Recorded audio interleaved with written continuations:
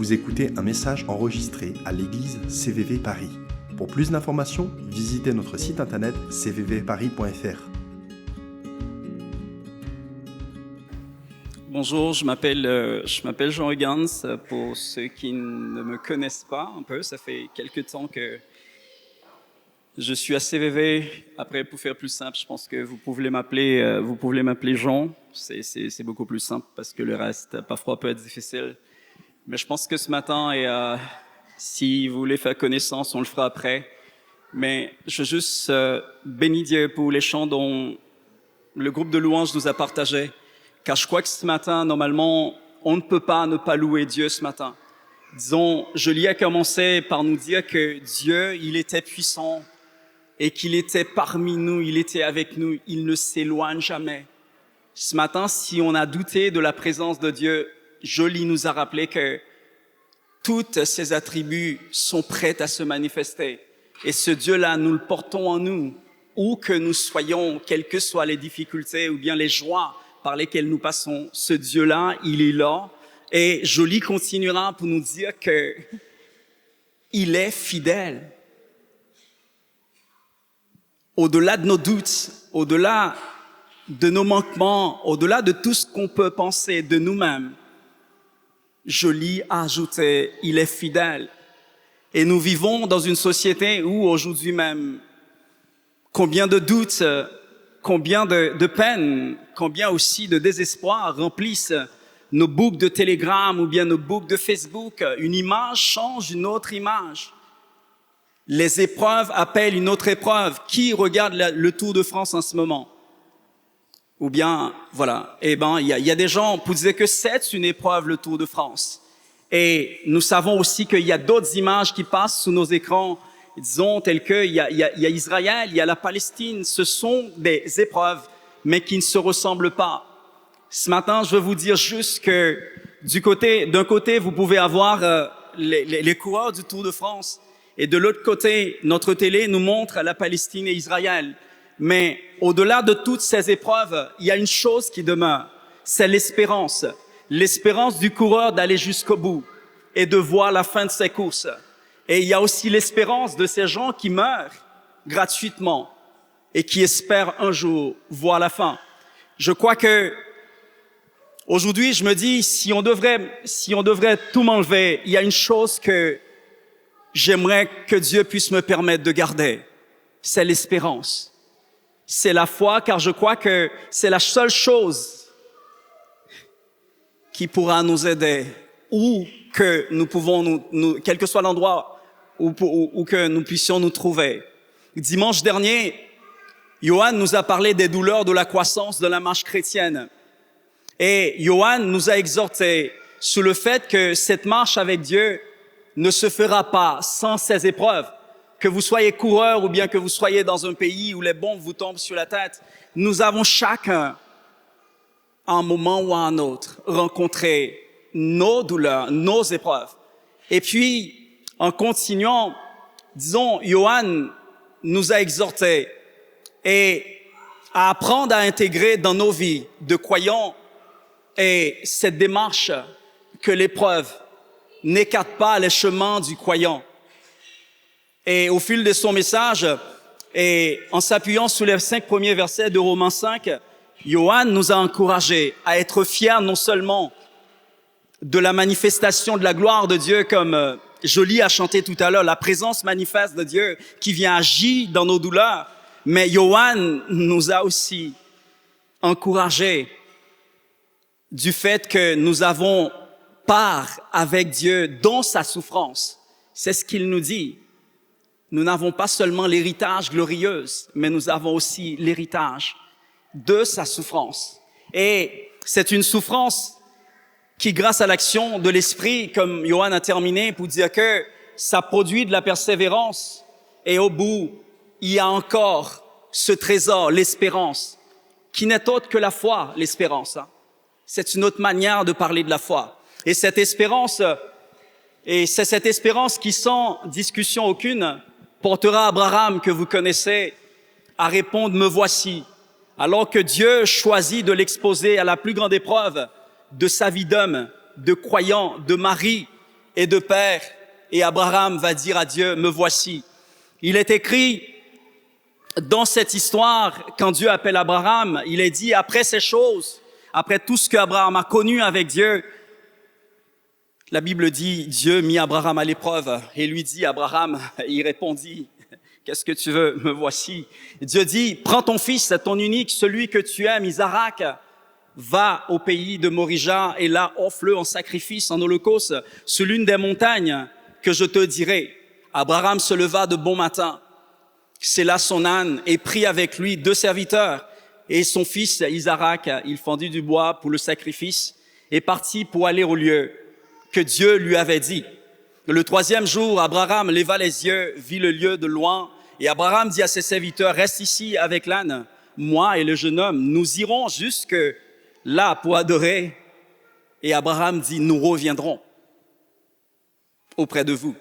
Abraham prit le bois pour le sacrifice, le chargea sur son fils Isaac et il porta dans sa main le feu et le couteau. Ils marchèrent tous deux ensemble. Alors Isaac, parlant à Abraham, son père, dit, mon père, mais ouais, et il répond, ouais, Isaac, ouais, il y a un problème. Ou, il dit, ouais, il y a le feu, ça, mais il y a le bois, mais où est l'agneau? Et Abraham répondit, mon fils, Dieu pourvoira lui-même de l'agneau pour le sacrifice. Notre seul travail, la seule chose qu'il nous demande, c'est d'obéir et d'aller jusque là-bas. Et ils marchèrent tous deux ensemble. Lorsqu'il fut arrivé au lieu que Dieu lui avait dit, Abraham, il éleva un autel et rangea le bois. Il lia son fils Isaac et mit sur l'autel par-dessus le bois. Puis Abraham a étendu la main et prit le couteau pour égorger son fils. Alors l'ange de l'Éternel l'appela des cieux et dit, Abraham, Abraham, et il répondit, me voici. L'ange dit, n'avance pas ta main sur l'enfant et ne lui fais rien, car je sais maintenant que tu crains Dieu et que tu ne m'as pas refusé ton fils, ton unique.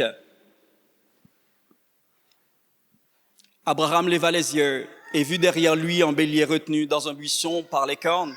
Et Abraham alla et prendre le bélier et l'offrit en sacrifice à la place de son fils. Abraham donna à ce lieu le nom de Yahvé, comme on a chanté tout à l'heure, Yahvé Jireh. Celui qui a promis à Moïse, je serai toujours là. Moïse dit, mais donne-moi ton nom. Non, et il dit non, juste je suis, parce que je ne suis pas au présent ni au passé dans tes circonstances, mais je suis. Voilà, nous avons chanté, Yahvé Jireh. C'est pourquoi l'on dit que à la montagne de l'Éternel, à l'autel de l'Éternel, dans la présence de Dieu, dans cette assemblée, les choses peuvent être pourvues par ce Dieu dont nous avons célébré ce matin. Ma prière est que nous ayons cette même foi pour nous positionner face aux épreuves et allant jusqu'au bout où Dieu viendra se manifester. L'ange continue dans le texte et appela une seconde fois Abraham et dit, je jure par moi-même, par la parole de l'Éternel, parce que tu as fait cela et que tu n'as pas refusé ton fils, ton unique, je te bénirai. Et je multiplierai ta postérité comme les étoiles et comme le sable qui est sur le bord de la mer, et ta postérité possédera la porte de ses ennemis. Toutes les nations de la terre seront bénies en ta postérité, parce que tu m'as donné ce que j'avais besoin, parce que tu as loué, parce que tu as donné la plus grande dîme de l'Église, ou bien tu as fait beaucoup d'activités. Non, parce que tu as obéi à ce que je t'ai demandé. Après cette lecture, je dirais, il y a 2 mots qui m'interpellent. C'est le mot épreuve et le mot offrir. Il est écrit que Dieu mit Abraham à l'épreuve en lui demandant d'offrir ce qu'il avait de plus précieux et qu'il avait obtenu après de longues années d'attente. Son fils, qui devrait être héritier.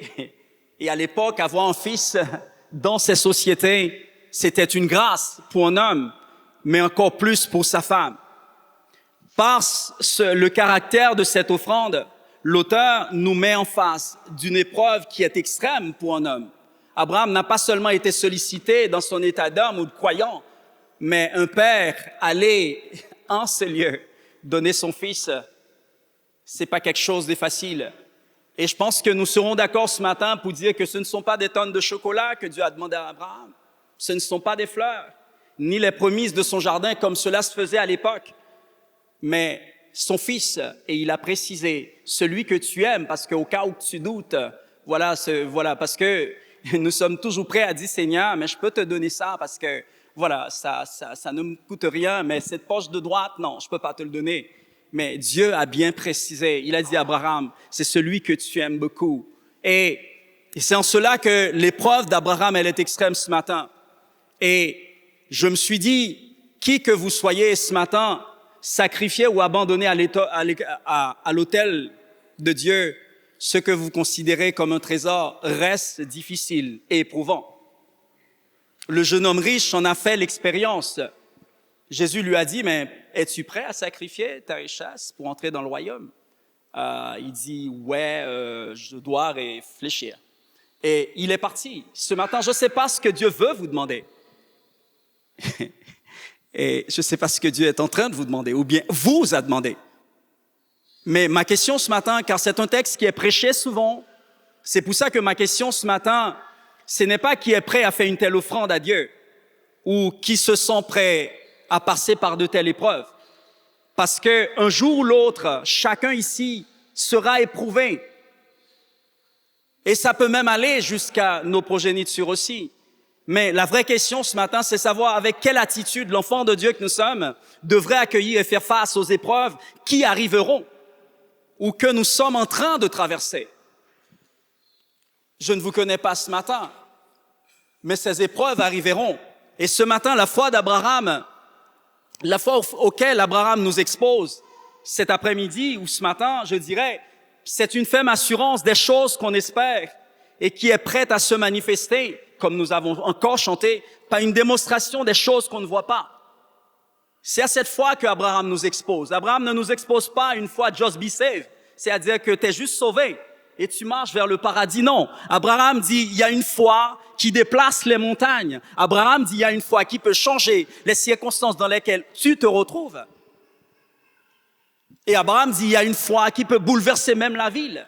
Abraham est celui qui a dégagé l'ange de la mort qui était sous Sodome et Gomorrhe. C'est pour ça que la foi d'Abraham, auquel nous sommes exposés ce matin, c'est pas une foi just be saved, disons juste être sauvés et nous chantons Alléluia et nous sommes tranquilles. Non, la foi d'Abraham ce matin, elle nous engage. Et jusqu'à l'intervention de l'ange, la Bible dit que Abraham était dans cet état où il n'a pas vu de bélier. Et ce matin, plus qu'une histoire d'assurance, comme je dis, la foi qu'Abraham souhaite partager avec vous et moi, c'est une position d'obéissance. C'est la première chose que Dieu nous demande. Et Abraham n'a pas demandé, et c'est pour cela qu'Abraham n'a pas demandé un break à Dieu pour réfléchir, mais Abraham a juste dit, me voici, fais ce que tu veux. Il n'a pas dit, explique-moi ton plan, parce que tu m'avais dit que Isaac, ça devrait être mon héritier, non? Non, mais Abraham a dit chiche.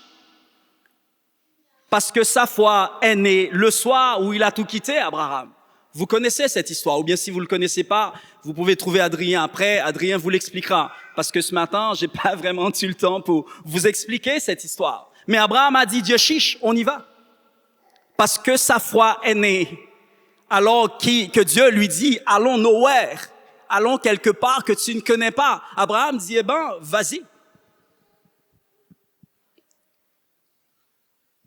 Alors quand Dieu dit, allons vers Morija pour le sacrifice, Abraham ne s'est pas laissé piéger par son intelligence, cherchant à comprendre ou à voir qu'est-ce qui va se passer. Non. Ce matin, là où tu es, cherche pas à comprendre. Mais fixe tes regards sur Dieu, celui dont on a chanté qui se manifestera. Ce matin, renouvelle cette foi qu'Abraham dit qui peut déplacer les montagnes. Il peut déplacer les montagnes. Je vous dis pas que les montagnes s'éloigneront toujours, car nous avons vu des montagnes qui demeurent dans la vie des hommes, qui ont fait tomber le feu du ciel. Alors pour dire ce matin, je suis là juste pour vous dire que cette foi, c'est la présence d'Emmanuel, même au creux de nos ténèbres, même au creux de nos douleurs.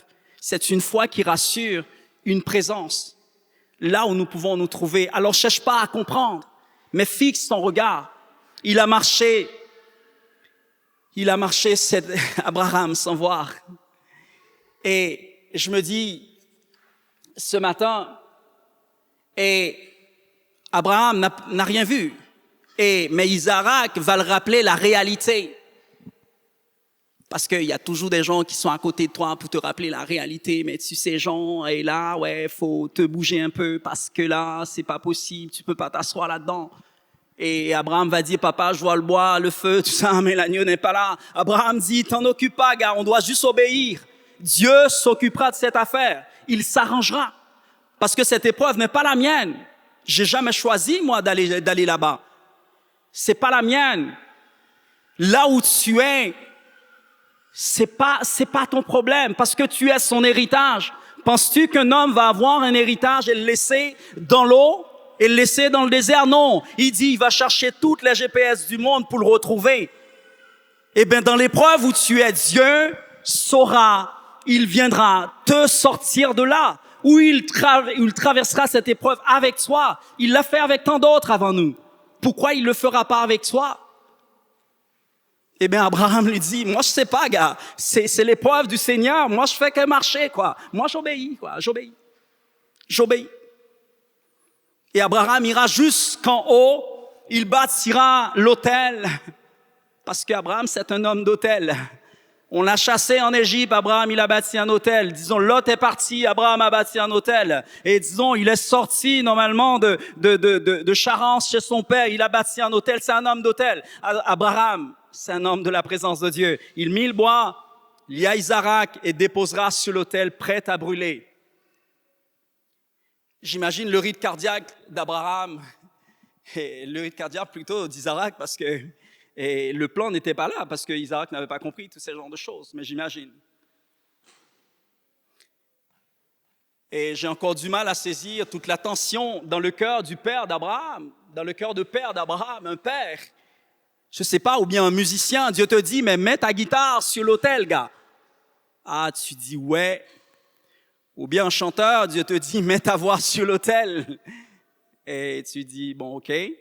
Et ouais. Et c'est dur pour nous que Dieu nous demande de mettre la chose dont on chérit le plus sur l'autel. Et c'est là que ma prière revient.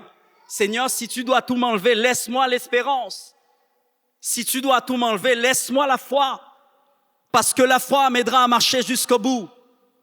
Vous connaissez ce chant qui dit « Jusqu'au bout, je veux te suivre ». Les jours peuvent être bons, peuvent être mauvais, mais moi, je te suivrai. C'est la chose que j'aimerais qu'il reste, si Dieu devrait tout m'enlever. Oui, la tension dans le cœur d'Abraham, qui espère contre toute espérance que Dieu interviendra, parce qu'il a dit à ce gars au bas de la montagne, nous reviendrons. J'imagine Abraham dit, bon, il l'a fait une fois, peut-être qu'il peut le faire encore. Le chant dit, Dieu va le faire encore. Oui, ce matin, nous voilà avec Abraham en train de cheminer vers cette montagne. Rappelez-vous bien, là, Abraham est peut-être déjà vers 100 ou bien 99. C'est un vieil homme fatigué, exposé à une épreuve qu'aucun ce matin voudrait être exposé. Moi-même, limite, si tu me dis tu coupes mon Wi-Fi pendant une semaine, je te dis cette épreuve est trop grande pour moi, gars. Comment je vais faire? Mais voici Abraham qui est en train de cheminer dans une épreuve qu'aucun de nous n'aurait aimé. Et aujourd'hui, pendant les minutes qui vont suivre, je vais faire assez vite, mais j'aimerais à travers 4 points vous inviter à regarder Abraham qui, sans hésitation, a décidé de dire à Dieu, me voici à l'instant même, sans remettre à demain. Et au point 1 de mon partage ce matin, Abraham répondra, me voici, avec une foi confiante. Genèse 22, versets 1er à 2, nous laisse penser que l'épreuve d'Abraham ici est une invitation au renouvellement de sa confiance en Dieu.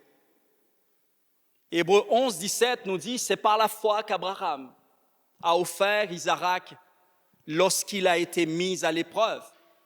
Il a choisi de dire oui, même sans voir. C'est comme s'il disait, me voici, éprouve-moi, et me voici, fais-moi expérimenter ta grandeur à travers cette épreuve. Me voici.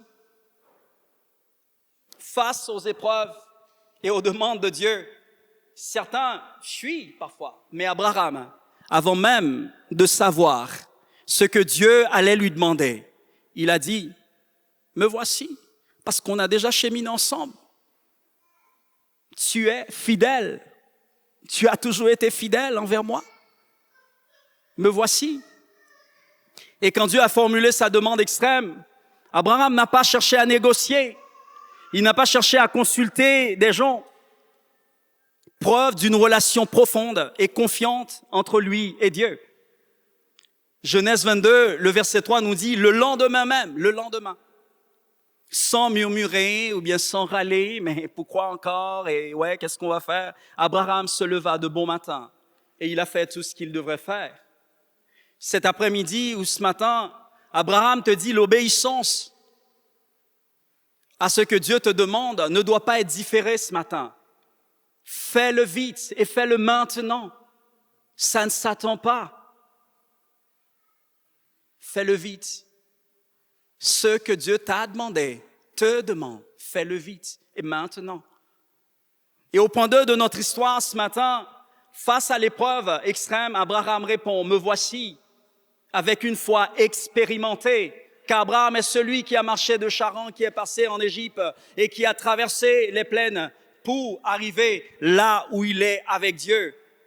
Un vieil homme qui enfante alors que tout le monde disait que c'était impossible. Alors oui, la foi auquel Abraham nous expose ce matin, c'est une foi expérimentée. Deutéronome 8, le verset 2, il est écrit, « N'oublie jamais tout le chemin que l'Éternel, ton Dieu, t'a fait parcourir pour t'éprouver, afin que tu arrives jusque-là. Celui qui l'a fait, qui t'a permis d'arriver jusque-là, il reste fidèle pour ne pas te laisser là où tu es. Il n'est pas limité. » La foi expérimentée d'Abraham n'a pas été construite en un jour, parce que je veux bien le reconnaître pour mon cas et pour votre cas ce matin. C'est une foi qui a pris naissance pas après pas, expérience après expérience, épreuve après épreuve.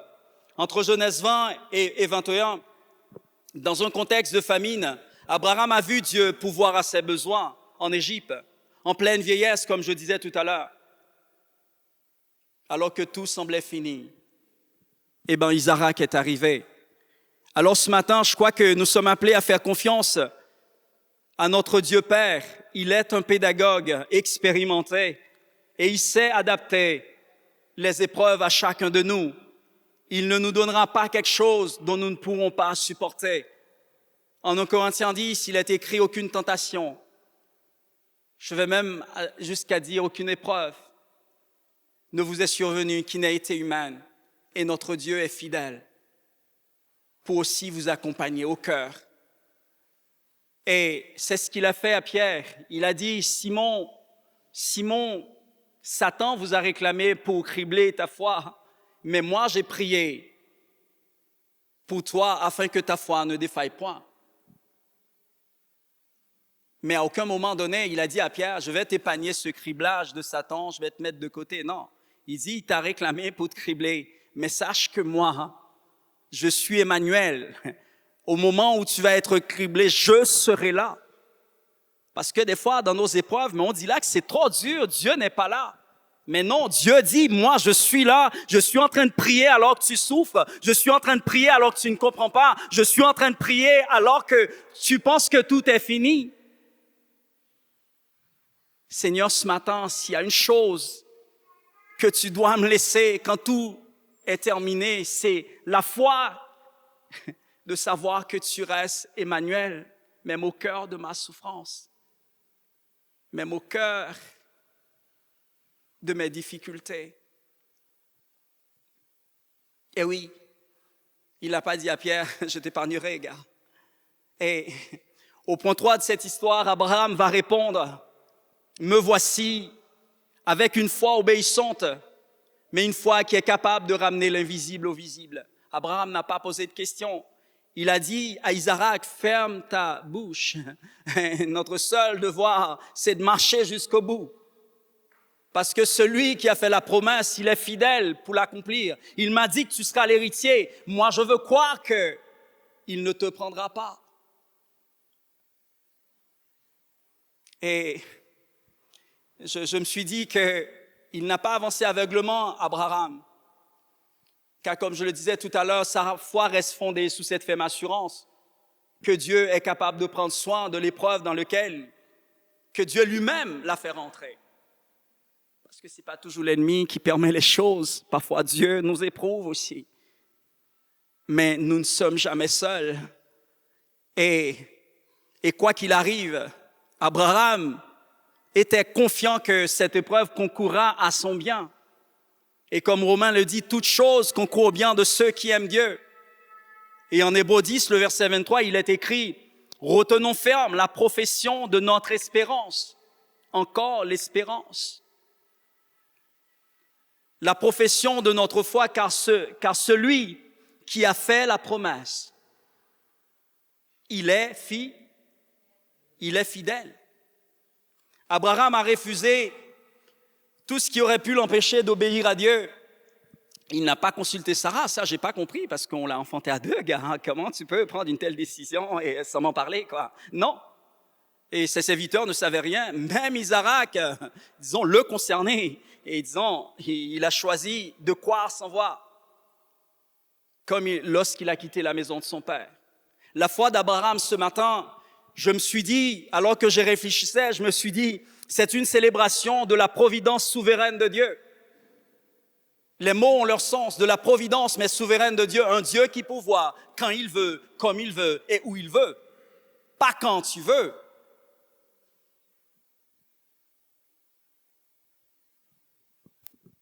Hébreux 11:13 nous dit, par la foi, nous comprenons que l'univers a été formé par la parole de Dieu. Et j'aime beaucoup ce chant qui dit que Dieu est capable de faire tout ce qu'il dit qu'il fera. Tout ce qu'il dit qu'il fera. Et il accomplira toutes ses promesses. Abraham dit à Isaac, eh ben, t'en fais pas de cette affaire, c'est pas la nôtre. Marche. Et c'est la même chose ce matin. Ne laisse pas la voix d'Isaac ou celle de la peur te décourager sur le chemin de l'épreuve dans laquelle que tu es en train de traverser ou bien de l'épreuve qui est en train de venir.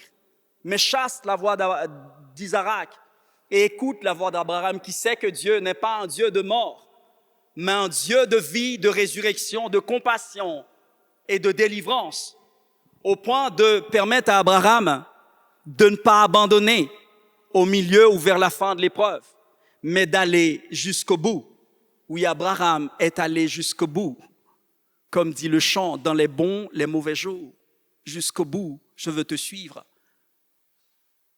Abraham répond, me voici avec une foi qui va jusqu'au bout. Genèse 22, versets 9 à 14, Abraham lève le couteau, prêt à offrir son fils en sacrifice, mais l'ange dit, oh, arrête, Dieu a vu ton cœur, ta crainte, mêlée de confiance et d'obéissance. Derrière toi, Abraham, il y a le bélier, l'agneau du sacrifice est là. Et c'est ainsi que Abraham appellera cet endroit, l'endroit où tout devient possible. Il va dire, c'est l'endroit de Yahvé, Jiré, celui qui pourvoit. Dans sa souveraineté, c'est-à-dire en son temps, comme il veut, mais toujours dans le timing parfait. Au moment où le couteau allait tomber, et l'ange dit non, gars, on t'a pas demandé ça.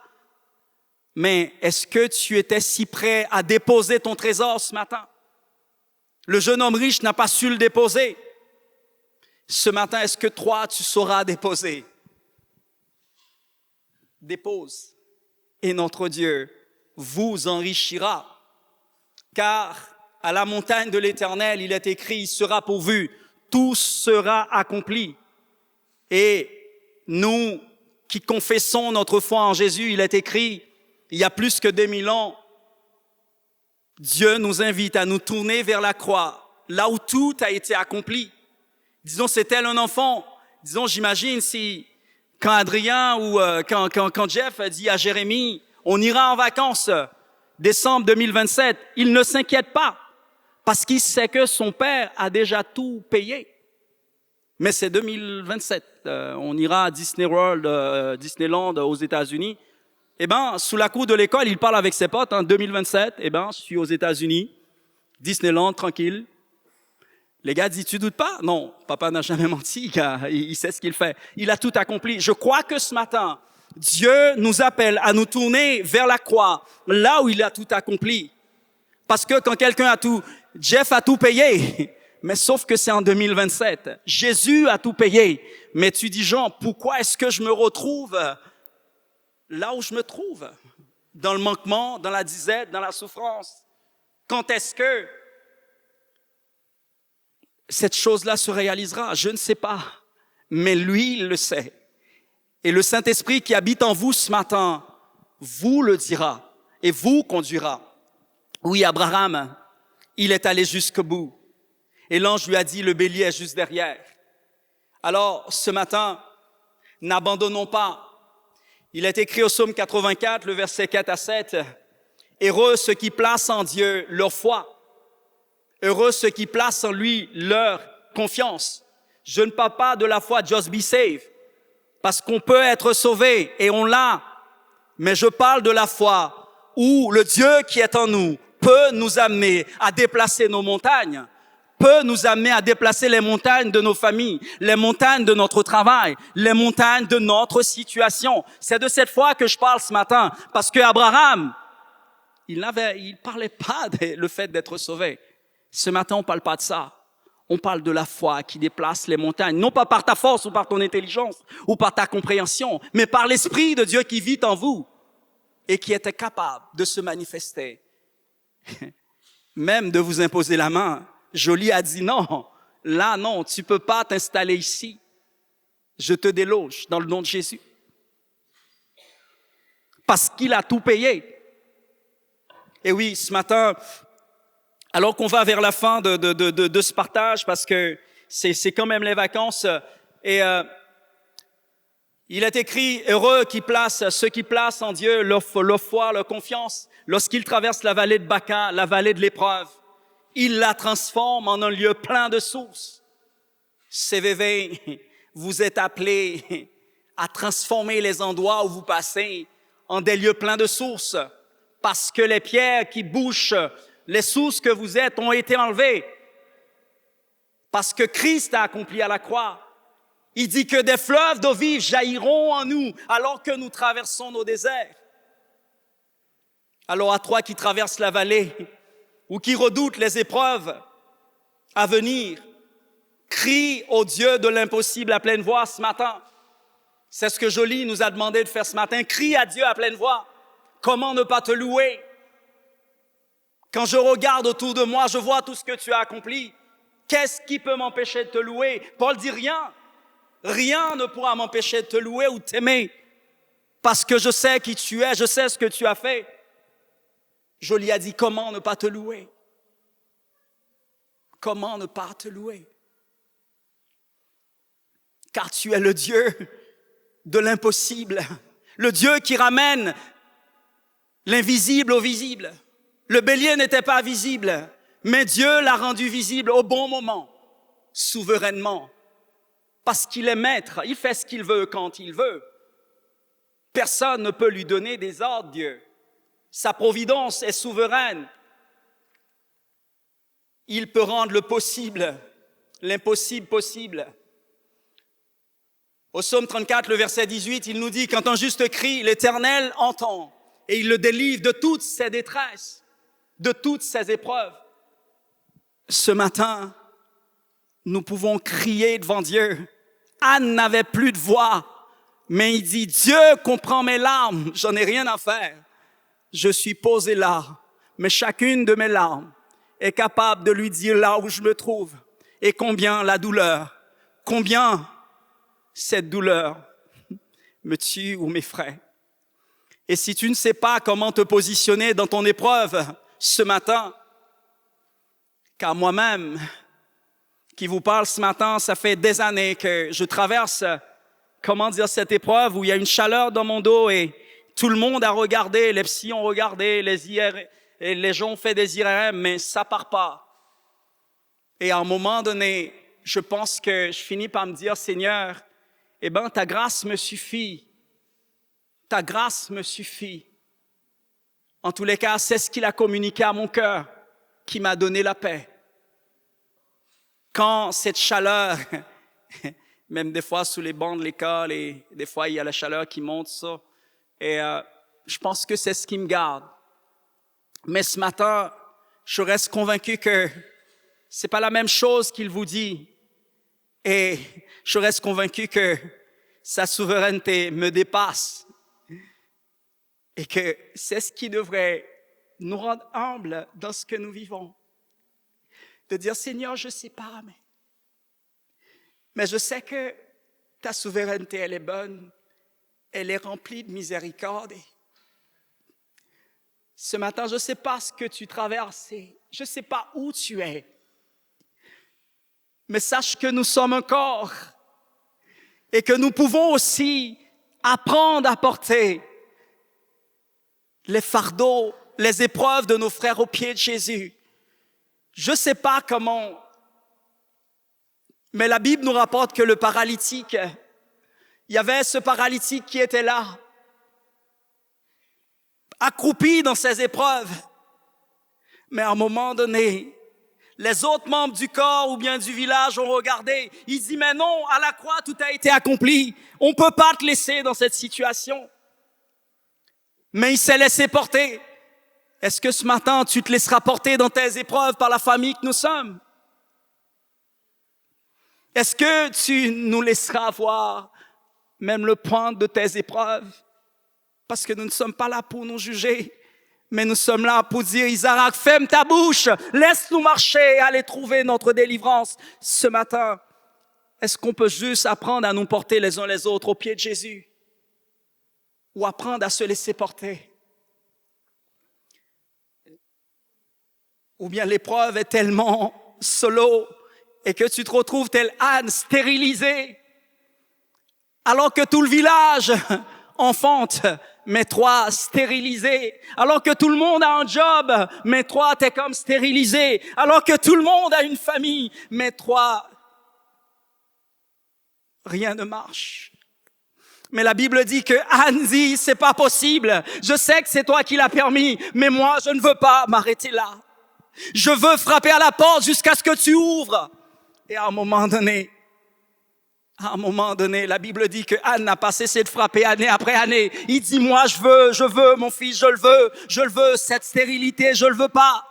Et à un moment donné, Dieu a fait la différence dans la vie de Anne.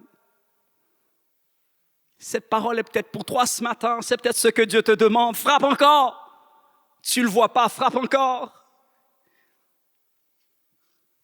Les 3 amis de Daniel, je sais pas, peut-être tu ne sais pas comment te positionner dans ton épreuve ce matin.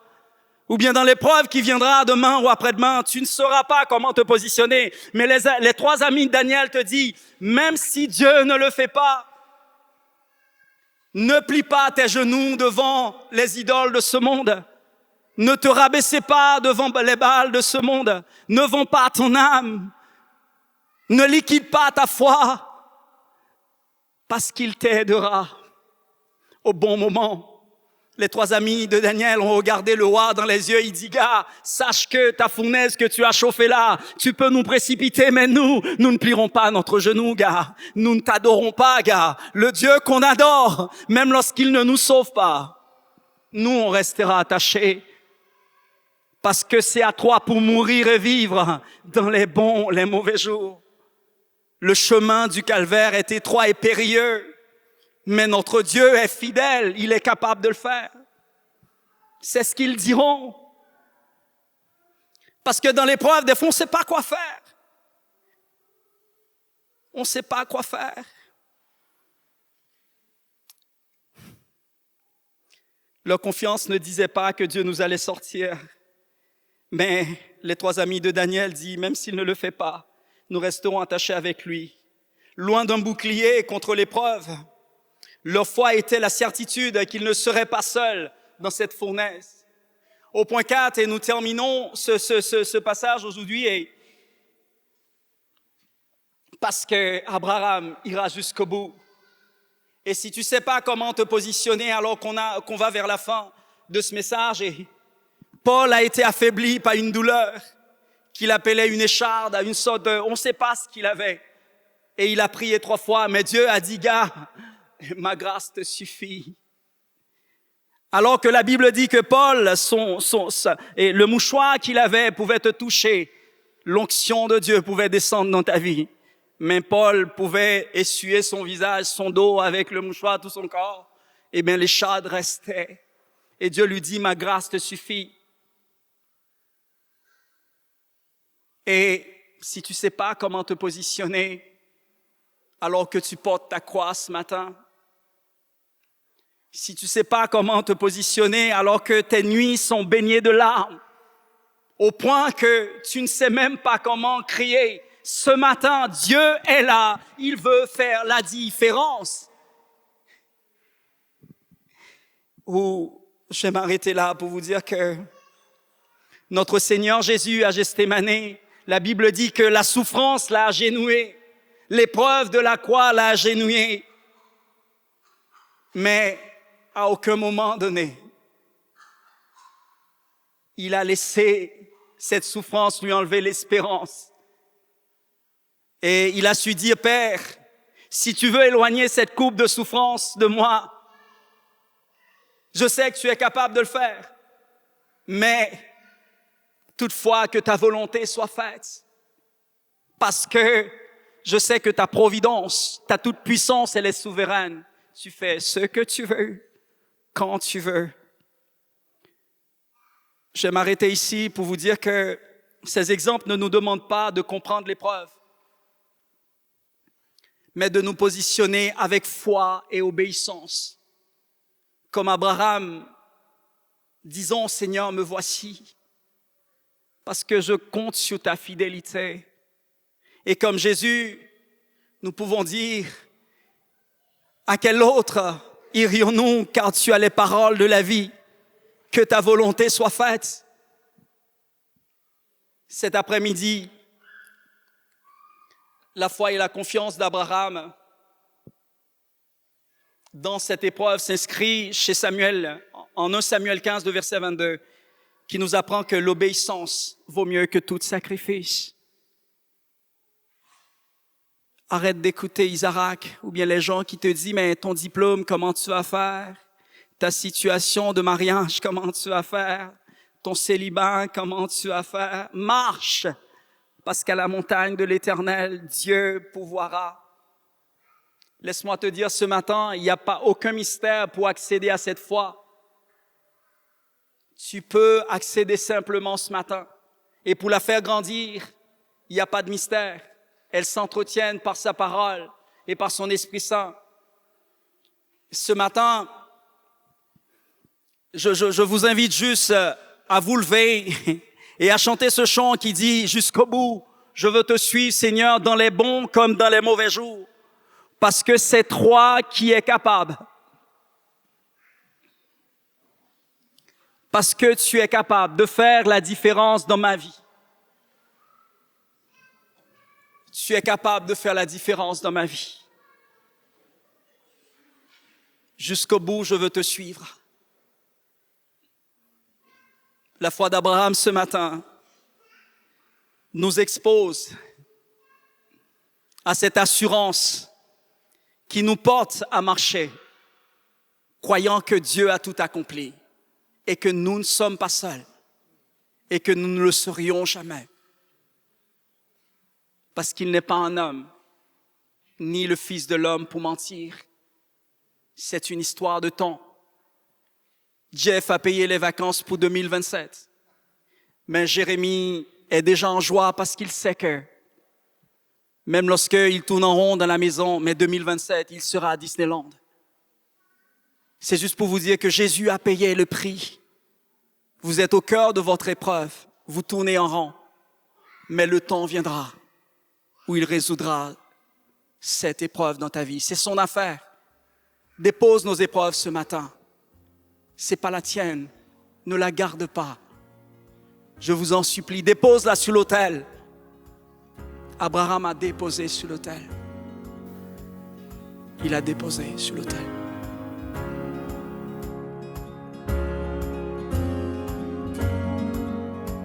Vous venez d'écouter un message enregistré à CVV Paris. Pour plus d'informations, visitez notre site internet cvvparis.fr.